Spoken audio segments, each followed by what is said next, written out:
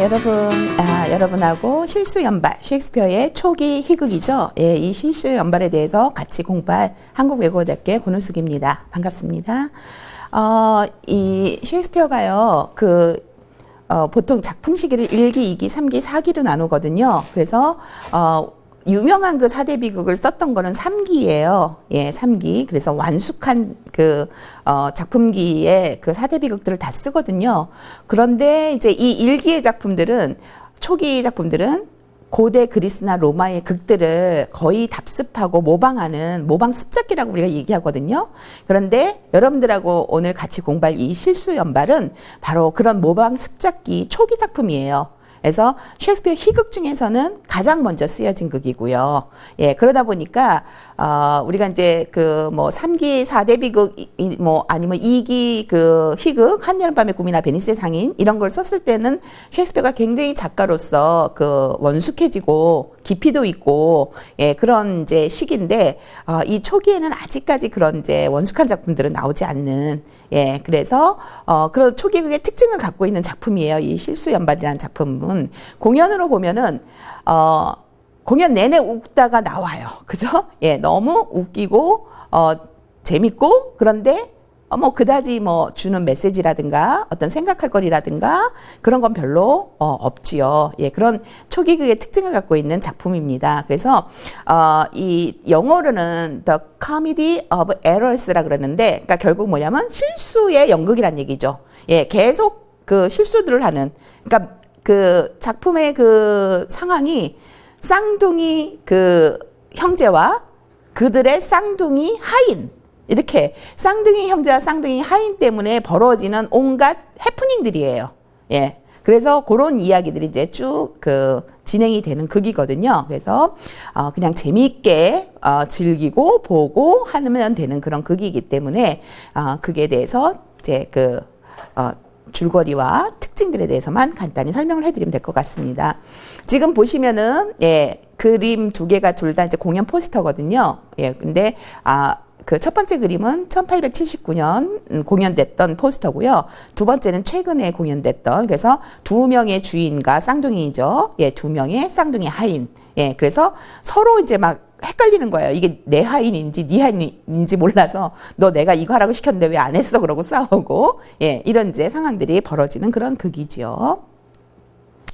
예, 작품이 벌어지고 있는 공간은 에페수스라는 곳입니다. 그래서 이 에페수스라는 이제 그 곳에서 원래 이제 시카루스의 사람들이 시카루스라는 지역의 사람들이 에페수스까지 와가지고 벌어지고 있는 일이죠. 예, 상황희극이라고 얘기하는데 이 상황희극에 대해서는 뒤에서 조금 설명을 드리도록 하겠습니다. 한여름밤의 꿈 같은 경우는 우리가 사랑 이야기를 다룬 그런 극들은 우리가 낭만희극이라고 얘기를 했거든요. 그런데 이 작품은 그 하위 장르가 상황희극이에요. 그러니까 상황이 상황이 희극적 이야기를 만들어낸다라고 해가지고 상황희극입니다. 그래서 1594년 셰익스피어가 1592년부터 집필 활동을 했으니까 아주 초기작이죠. 예. 근데 이때가 모방 습작기라 그랬잖아요. 그래서 그 로마의 그 작가인 플라우투스라는 사람이 썼던 메나아크무스 형제, 이 두 사람, 이 메나아크무스의 형제도 쌍둥이 이야기거든요. 요 이야기를 빌려온 거예요. 예, 그래서 셰익스피어 극 중에서 희극으로 최초의 극이고요. 셰익스피어가 가장 먼저 쓴 극은 사극이에요. 헨리 6세라는 사극을 가장 먼저 썼고요. 희극에서는 최초의 작품이란 얘기죠. 예, 그리고 가장 짧은 극이기도 합니다. 그래서 셰익스피어가 이제 그 시로 대부분의 극을 썼기 때문에 행이 있거든요. 행이 있는데 1777행밖에 안 돼요. 그래서 가장 짧은 극이고요. 제가 아까 상황희극이라고 말씀을 드렸는데 희극이라 하더라도 셰익스피어 작품 속에는 굉장히 특징적인 유형적 인물들을 셰익스피어가 많이 창출했거든요. 예를 들어서 여러분 샤일록 하면은 베니스의 상인에 나오는 수전노 유태인 딱 대부분의 사람들이 거의 다 알거든요. 예, 그렇게 유형적 인물들 성격 창조를 굉장히 잘했고 그 다음에 아주 재치 있는 그 언어 구사로 사람들한테 이제 그 사랑을 많이 받았는데 이 상황익은 그런 어떤 인물의 성격이라든가 재치 있는 언어가 웃음을 유발하는 게 아니에요. 예, 그런 것들로 웃음을 유발하는 게 아니라 쌍둥이 형제와 그들의 쌍둥이 하인을 사람들이 혼동하면서 그 상황 자체가 웃음을 유발하는 거죠. 예, 그래서 이런 특수한 상황이 웃음을 유발하는 그런 장르를, 하위 장르를 우리가 상황희극이라고 얘기하는데, 예, 이 작품도 상황희극에 속한다는 얘기입니다. 예, 줄거리를 보면은 이제 시라쿠사 이름들이 전부 다 이제 그리스 이런 지역이에요. 그래서 여러분들이 이제 익숙하지 않은데 시라쿠사의 늙은 상인 에게온이라는 사람이 이제 다른 그 도시에서 쌍둥이 형제를 낳아요. 그리고 이름을 둘 다 안티폴로스라고 집니다. 예, 그러니까 쌍둥이 형제 이름이 둘 다 안티폴로스. 왜 저랬는지 몰라요. 어떻게 혼동돼서 어떻게 부르려고? 근데 똑같이 이름을 안티폴로스라고 졌어요. 예, 그런데 또 같은 때 다른 집에서 쌍둥이가 태어납니다. 예, 그런데 그 쌍둥이들을 이 자기 아이들의 몸종으로 삼아요. 예, 그 쌍둥이 그 형제는 이름이 또 둘 다 드로미오입니다. 예, 그래서 결국 이제 이렇게 아이들이 어느 정도 자란 다음에 이 에게온이 아이들과 부인을 데리고 시라쿠사로 돌아가게 됩니다.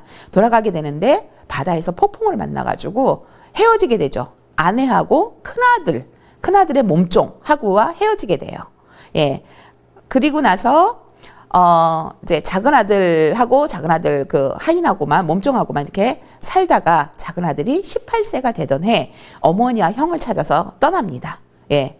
그리고 작은 아들까지 그렇게 떠난 다음에 돌아오지 않아요. 7년 동안이나 돌아오지 않으니까 이 에게온도 이제 작은 아들을 찾아서 나서게 되죠. 예. 그런데 결국 어디까지 오게 되냐면은 적대국인 에페수스까지 오게 되는 거예요. 그래서 에페수스에서 모든 일들이 벌어지는 거죠. 예, 이 에페수스와 그 시라쿠스는 서로 적대적인 관계였기 때문에 그 당시에 이제 이 적대적인 관계들은 상대 나라에 발을 디디면 사형을 당하거나 아니면 벌금을 내야 됐어요. 1000마르크라는 벌금을 내야 됐는데 이 에게온은 지금 아들을 찾겠다는 그 생각에 이 에페수스까지 왔지만 벌금을 낼 수 있는 상황이 아니죠. 그리고 뭐 큰아들, 부인, 작은아들까지 다 잃었기 때문에 생에 대해서 굉장히 자포자기한 상태이기 때문에 그냥 에게온 이제 그게 딱 시작되면은 이 에게온이 그 에페수스 공작한테 자기를 그냥 죽여달라, 그죠? 난 별로 살고 싶지 않다 이러면서 시작이 돼요, 그게. 예. 근데 바로 그날 이 에게온이 잃어버린 두 아들과 아내까지 찾게 되는 이야기예요. 이 에페수스에 와서 그 사형을 당하기 전에 하루를 말미를 주거든요. 그 공작이 하루 동안 저 벌금을 어떻게든 마련해 와라. 그럼 내가 널 살려주겠다. 그런데 그 하루 사이에 이 가족이 모두 상봉하는 이야기예요. 그래서 두 아들을 다 만나게 되고 그 다음에 이 아내도 자식들을 잃은 슬픔 때문에 수녀원에 들어가 있었어요. 그래서 그 수녀원의 원장이 돼 있는 아내까지도 만나게 되는, 예, 그런 이야기고, 결국은 작품이 끝날 때쯤 되면은 동생은 형수의 여동생하고 낭만적인 결합을 하게 되는, 예, 그런 이야기예요. 그래서 그 과정에서 이 두 쌍의 쌍둥이로 인해서 벌어지는 온갖 희극적 해프닝이 묘사가 돼 있는 극입니다. 예, 줄거리는 대충 이해가 되셨을 거라고 생각을 하고요.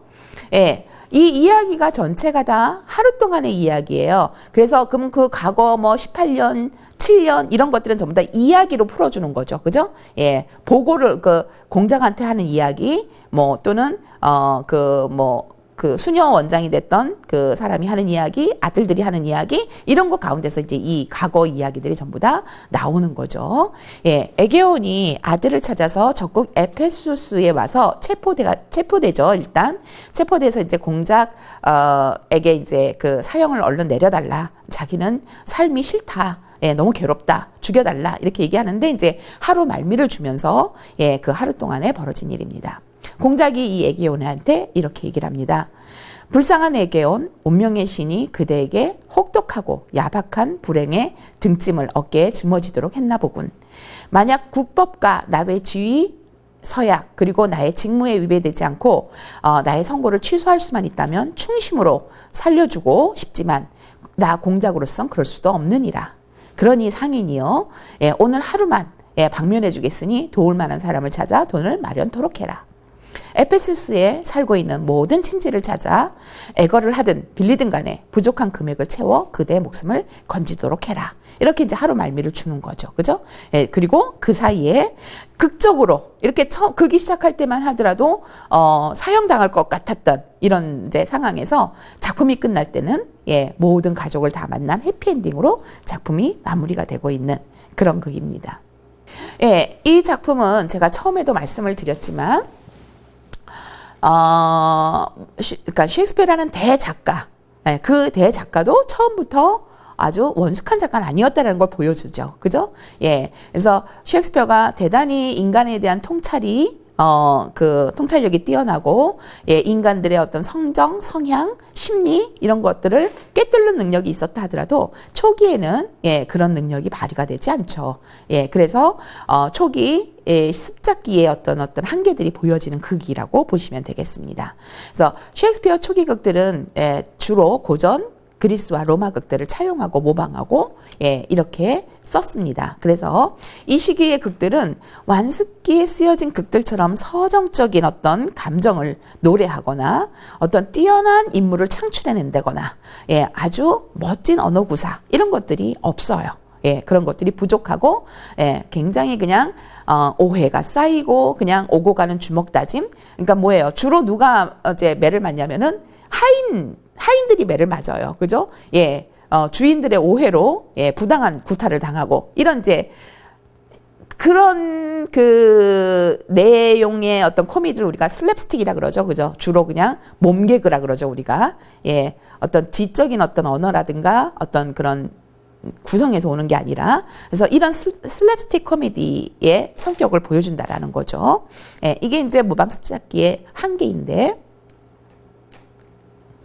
예, 요게 이제 2017년에 오하이오 셰익스피어 페스티벌에서 공연됐던 실수 연발의 장면입니다. 요건 마지막 장면이겠죠. 그죠? 예, 수녀 원장이 돼 있었던 그 엄마를 이제 그 알게 돼서 두 아들이 이제 그 엄마를 만난 상봉한 기쁨을 나누고 있는 예, 그리고 이제 뒤에 두 자매가 나오죠. 그죠? 그래서 언니하고 동생하고 예, 결국 이제 이 두 형제가 저 두 자매와 각각 결혼을 하게 된 거죠. 물론 형은 이미 그 결혼을 한 상태였고요. 여기에서 에페소스에서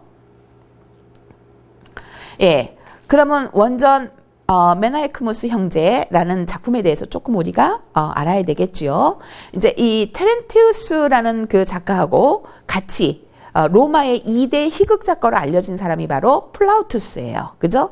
예, 이 플라우투스는 테렌티우스와 함께 로마 최고 작가라고 이제 그 일컬어지는데 이 사람이 썼던 이 메나에크무스라는 작품은 이것도 창작물이 아니에요. 이건 또 그리스 극을 번안한 극이에요.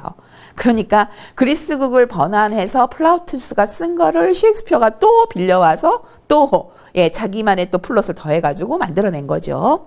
예, 그래서 이 그 플라우투스가 썼던 이 번안극에서 똑같이 생긴 쌍둥이 형제 메나에크무스하고 소시크레스 때문에 생기는 오해와 실수를 그린 희극인데요. 셰익스피어는 요걸 그대로 쓴 게 아니라 쌍둥이 형제에다가 쌍둥이 하인까지, 그죠? 두 쌍을 만들어서 더 사건을 복잡하고 예, 얽히고 설키게 만들어낸 거죠. 자, 그러면은 셰익스피어의 실수 연발은 메나에크무스 형제와 어떤 차이가 있는지를 우리가 봐야 되겠죠. 그래서 메나에크무스 형제보다 셰익스피어의 극이 플롯이 좀 더 복잡해졌다. 그죠? 예, 주인 형제와 하인 형제. 예, 두 쌍의 쌍둥이가 나오면서 예, 훨씬 더 복잡해졌고 메나에크무스 형제는 그냥 단순히 이 쌍둥이로 인해서 생긴 오해와 소동 이거에 머무르고 있는데 셰익스피어는 여기에다가 아버지, 어머니 이를 등장시키면서 예, 마지막에 가족의 그 상봉이라는 예, 그런 어떤 그 감동적인 이야기까지도 넣고 있다는 얘기죠. 예, 그래서 메나에크무스 형제에서는 아버지는 이미 극이 시작하기 전에 사망하셨고요. 어머니는 아예 등장하지도 않습니다. 그죠? 예, 근데 셰익스피어는 그거를 바꿔놓은 거죠. 그래서 셰익스피어 극에서는 가족이 우여곡절 끝에 상봉하는 그래서 가족의 가치를 강조하는. 그러니까 예를 들어서 그 동생이 형을 찾아 떠나는 이야기. 그다음에 또 아버지가 아들을 찾아 떠난 이야기. 그래서 궁극적으로는 목숨을 내걸고, 그죠? 예, 적국인데 아들을 만나고자 하는 마음에 그런 모험을 가는 이야기들을 통해서 어떤 가족의 가치를 강조하는 그런 면모를 더 삽입하고 있다는 걸 알 수가 있습니다. 예, 이 쌍둥이 모티프는요, 예, 굉장히 희극이 즐겨 사용하는 모티프예요. 예, 그래서 한 무대에서 똑같이 생긴 두 사람이 이제 등장하면은 그로 인해서 생기는 혼동은 관객들한테 굉장히 흥미를 유발시키잖아요. 그래서 이런 이제 그 흥미와 웃음을 유발하는 어떤 좋은 소재로서 쌍둥이 모티프가 희극에서 많이 사용되고 있는데요. 플라우투스 같은 경우는 메나이크모스 형제 말고도 암피트루오라든가 두 명의 바키데스라든가 이런 쌍둥이가 등장하는 작품들을 또 씁니다. 그죠? 예, 그래서 예, 똑같은 모티프를 여러 번 사용하고 있는 걸로 봤을 때 희극이 쌍둥이 모티프를 굉장히 좋아한다는 걸 우리가 알 수가 있죠.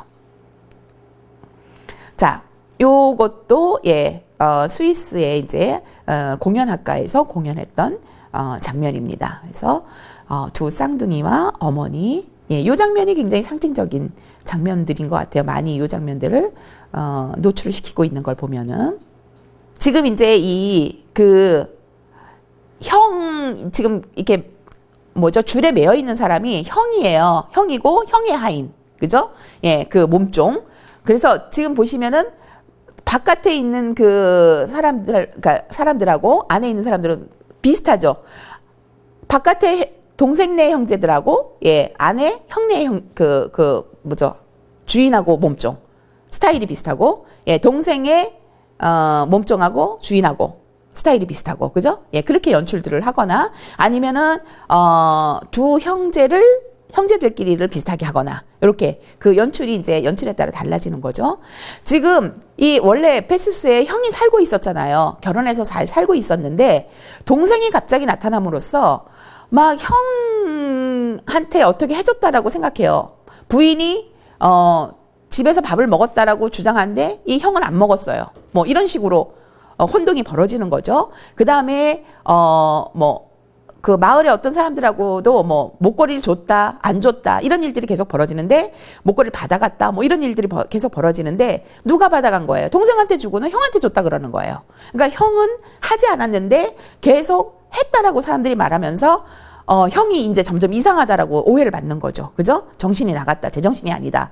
밥을 먹었는데 안 먹었다른다. 목걸이를 받았는데 안 받았다른다. 그래가지고 이 형한테 악마가 씌었다 그래가지고 예, 이 형하고 이 하인하고 전부 다 이렇게 밧줄로 묶어서 막 악마를 내쫓는다는 그런 소동들이 벌어지고 결국은 전부 다 뭐예요?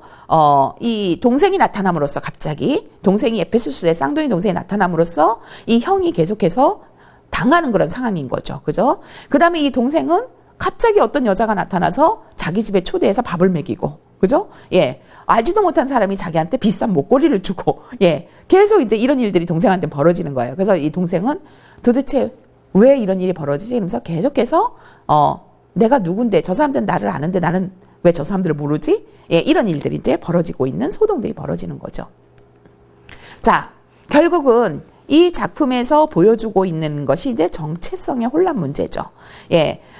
셰익스피어는요, 이 정체성 혼란 문제를 다루기 위해서 여성들을 남장을 시킨다거나, 예. 아까 이제 전에 한여름밤의 꿈에서, 사람을 당나귀로 바꾸고, 예. 그런 둔갑시키는 그런 장면들이 나오잖아요. 이런 변신, 그 다음에 이런 쌍둥이, 이런 것들을 극적 장치를 사용해 가지고 사람들의 겪는 정체성 혼란 문제를 굉장히 자주 다룹니다. 예. 이 극에서는 쌍둥이 형제로 인해서 벌어지는 정체성 혼란상을 담아내고 있는 거고요. 그런데 그런 이제 소동만 보여주는 것이 아니라 셰익스피어는 이런 소동을 통해서 외적 혼란 과정을 통해서 인물들이 내적 변화를 겪도록 유도를 한다는 얘기죠. 그래서 형도 이런 이제 아내라든가 마을 사람들과의 어떤 갈등, 예, 그런 걸 통해서 그 부부 간의 관계라든가 어떤 그런 것들에 대해서 변화를 겪게 되고, 동생도 자꾸 모르는 사람들이 자기한테 하는 행동들을 하면서 난 누구지? 이 사람들이 나한테 왜 이러지? 예, 이런 이제 과정에서 또 정체성의 내적 변화를 겪게 되고요.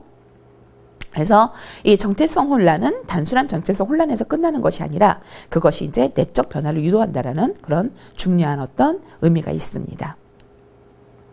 예, 그래서 이제 내적 변화의 그 내적 자아가 변형되는 거를 셰익스피어는 이제 주로 특히 동생, 이제 이 형하고 동생이 둘 다 이름이 안티플로스잖아요. 그러니까 작품 속에서는 어떻게 구별을 하냐면은 시라쿠스의 안티플로스, 그러면 이건 동생이에요. 에페소스의 안티플로스 하면은 형이에요. 형은 에페소스에 먼저 와서 자리를 잡고 살았기 때문에. 그래서 이 똑같은 이름을 가진 이 두 형제를 구분하는 게 이제 시라쿠스의 안티플로스냐, 에페소스의 안티플로스냐, 요걸 가지고 구분을 하거든요. 예, 어쨌든 이 시라쿠스의 안티플로스가 특히 사람들이 자꾸 자기를 이상하게 대접을 하는 걸 보면서 끊임없이 자기 정체성에 질문을 던지는 거죠. 그죠? 그래서 셰익스피어는 시라쿠스의 안티플로스의 이런 심정을 표현하고자 이 그 독백, 방백 이런 것들을 부여해서 그의 혼란스러운 내적 심리를 묘사를 해낸다는 거죠. 여러분, 독백은 그 혼자서 큰 소리로 생각하기, 그죠? 마음속 생각을 큰 소리로 하는 거라고 말씀을 드렸죠. 방백 같은 경우도 비슷해요. 예, 방백 같은 경우도 무대 위에서 그 자기 생각을 짧게 말하거나 아니면 옆에 있는 사람한테만 말하는 거거든요. 방백이. 다른 사람들은 못 듣는다는 약속하에. 그런데 그런 독백과 방백을 통해서 자기 속내를 드러나게 함으로써 시라쿠스의 안티폴로스가 어떤 정체성에 끊임없이 의심을 겪고 있다는 것을 보여준다는 거죠. 그것을 통해서 그런 시라쿠스의 어떤 독백과 방백을 통해서 어떻게 정체성이 변경되고 붕괴되고 재창조되는지, 예, 그 과정을 그려냅니다. 그래서 우리는 저기 시라쿠스의 안티플로스라는 사람이 처음에 이런 사람이었는데 이런 생각을 갖게 되고 저렇게 자기 자신을 바꾸고 저렇게 바뀌어가는구나, 이 과정을 보게 된다는 겁니다. 자, 내적 자아의 상실 또는 혼란을 겪고 있는 그 시라쿠스의 안티플로스의 대사를 좀 보겠습니다. 이 세상에서 나라는 존재는 물방울 같아. 바다에서 같은 생김새의 물방울을 찾고 있는. 자, 보세요. 이게 뭐예요? 지금 이제 떠나면서 하는 말이에요. 그죠? 형을 찾아 떠나면서. 뭐냐면은, 이 세상에서 자기와 닮은 형을 찾는 거는 바다에서 물방울을 찾는 거랑 같은 행위라는 거죠. 그죠? 예. 그래서, 볼 수도 없어. 물어가며 찾다가 내 존재마저 잃어버릴 물방울 같은 나는 어머니와 형제를 찾다가 불행히도 나 자신을 잃었어. 이렇게 얘기하죠. 그러니까 결국은 여기서는 이제 뭐예요? 정체성 상실에 관한 이야기를 하고 있는 거죠. 예, 그래서 형을 찾으러 갔다가 내 자신이 누군지를 잃게 됐다라는 얘기죠. 그리고 난 땅에 있는 건가? 천당에 있는 건가? 또는 지옥에 있는 건가? 자고 있는가? 깨어 있는가? 미쳤는가? 제정신인가? 저 사람들은 날 잘 알고 있는데 나는 혼돈하고 있다니. 자, 이거 보세요. 지금 이제 에페소스에 막 왔는데, 내가 아내라 그러면서 밥을 차려주는 사람이 있지 않나, 막 물건들을 갖다 주는 사람이 있지 않나, 인사를 하는 사람이 있지 않나. 그러니까 얼마나 혼돈스럽겠어요. 그죠? 내가 미친 거 아니야? 난 지금 어디 있는 거야? 막 그런 이제 정체성 혼란에 빠져가지고 하는 대사인 거예요. 그래서 하나같이 모두들 나를 다 잘 알고 있다는데 나는 나를 모르니 내가 미친 건가, 제정신인가? 예, 이런 이제 그런 혼란스러운 심리 상태를 보여주고 있는 거죠. 예. 그리고 나서 이제 이런 혼란을 겪고 새로운 자아를 형성을 하게 됩니다. 이제 특히 그 형수의 여동생 루치아나를 만나면서 이제 사랑에 빠지게 되고 그 사랑에 빠지면서 이제 자기를 이제 바꾸어 갈 것을 생각을 합니다. 그러면서 그 루치아나에게 자기를 변형시켜달라 이렇게 요구해요. 그래서 루치아나에게 하는 동생의 대사입니다. 그대는 신인가요? 그래서 나를 새로 창조할 생각인가요? 그렇다면 나를 새로 만드시오. 그대의 힘에 복종하겠습니다. 이렇게 얘기하죠. 그래서 결국은 이 루치아나와 사랑을 성취하기 위해서 기꺼이 자기의 정체성을 버리고 그녀가 요구하는 그런 사람이 되겠다라는 의미예요. 그래서 정체성 재창조 부분이 이렇게 나오게 되는 거죠. 예. 그런데 이 동생하고 그 동생의 몸종이 같이 이런 정체성의 상실을 경험을 한다는 얘기예요. 자, 동생 같은 경우는 그 드로미오 하인이죠. 절 아십니까? 제가 드로미오인가요? 제가 나리 하인인가요? 제가 저 맞나요? 이렇게 물어봐요. 왜 그러냐면은 이제 형한테 갔을 때, 그 동생의 하인이 형한테 가서 막 보고를 하면은 무슨 헛소리냐고 때리고, 그죠? 예, 너 무슨 말 하는 거야? 너 도대체 왜 그래? 막 이런 식으로 하잖아요. 그러니까 지금 이제 드로미오가 헷갈리는 거예요. 그래서 지금 이제 자기 주인, 원주인한테 내가 드로미오 맞냐? 내가 당신 하인 맞냐? 나 맞냐? 이렇게 물어보는 거예요. 그러니까 이제 동생이 이 질문을 받았을 때는 너 드로미오 맞아. 내 하인이고 너는 너야. 이렇게 대답을 하죠. 예, 그러니까 동생 드로미오가 하는 말, 저는 당나귀입니다. 저는 한 여자의 남자가 되어 제 자신이 아닙니다. 이렇게 얘기를 하죠. 이건 또 뭐냐면은 형 드로미오와 사랑에 빠진 여자가 있어요. 예, 근데 그 여자가 자꾸 이 남자를 형 그 하인으로 알고 막 이렇게 도망가려고 그러니까, 그죠? 예, 도망가지 못하게 하고 잡아두려고 그러고, 막 그러잖아요. 그러니까 이제 지금, 여자한테 노예가 돼서 나는 당나귀가 됐다. 이렇게 지금 얘기를 하는 거죠. 그래서 이런 소동들이 계속 벌어지는 겁니다. 그 하인이고 그 형제를 계속 착각해서 이 사람들이 이렇게 계속 정체성의 혼란을 겪는 거예요. 그런데 두 사람의 정체성 변형에는 조금의 차이가 있습니다. 예, 그래서 하인하고 이 주인하고의 변형은 좀 대조적인 양상인데요. 동생 안티플로스는 루치아나라는 여성을 향해서 굉장히 이상화된 사랑을 갖고 있죠. 그렇기 때문에 본인이 기꺼이 그 사랑을 성취하고자 변형하고자 합니다. 그죠? 근데 반대로 하인 드로미오는 부엌하녀 루스라는 여자가 자기를 사랑한다고 막 이제 붙들고 이제 잡아두니까 자신이 변형될까봐 두려워해요. 무슨 말인지 아시겠죠? 변형에 대해서 한 사람은 기꺼이 변형하고 싶어하고 한 사람은 변형될까봐 두려워한다라는 겁니다. 그래서 이런 두 사람의 정체성의 변형에 대해서 이제 갖는 다른 양상이 펼쳐지고요. 예, 여기에 이제 그 형의 아내인 아드리아나하고 동생 루치아나가 아주 굉장히 대조적인 결혼관을 보여줘요. 그 아드리아나는 남편에 대해서 굉장히 이제 강한 여성, 예, 이런 면모를 갖고 있고요. 아직 결혼 전인 루치아나는 굉장히 순종적인 여인상이에요.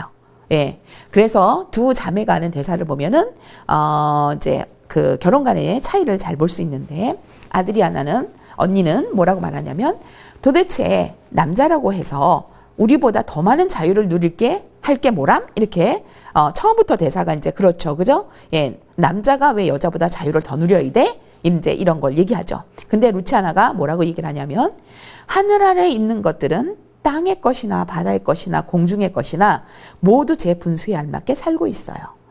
인간은 신에 가깝고 만물의 영장이며 강활한 온누리와 망망한 큰 바다의 주인이에요. 예, 그리고 물고기나 새들보다 훨씬 뛰어난 지혜와 정신을 지니고 있지만 이 인간 세계에선 남자가 여자의 주인이요 군주이거든요. 그러니 남자의 뜻에 고분고분 따라야 해요. 예, 이게 이제 굉장히 전형적인 당대의 남자 중심주의 가부장 사회가 갖고 있는 사고방식이거든요. 근데 이 루치아나라는 동생은 바로 이런 사고방식을 주장을 하는 거죠. 예, 근데 언니가 너도 결혼하면 귀죽고 살려고 하진 않을걸? 이렇게 얘기를 하죠. 그러니까 동생이 언니 난 사랑하기 전에 순정하는 방법부터 배울 거야. 이렇게 말하죠.